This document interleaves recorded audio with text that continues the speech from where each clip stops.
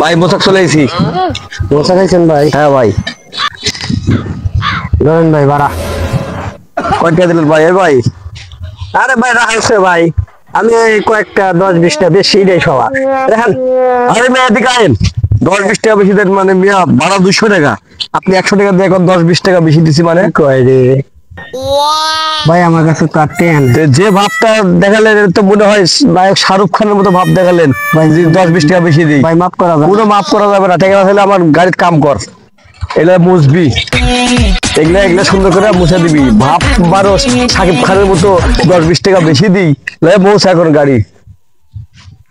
কি করলো রে ভাই? এই, শোন, যা তোর মুখ যেন আমি না দেখি কোনোদিন, যা।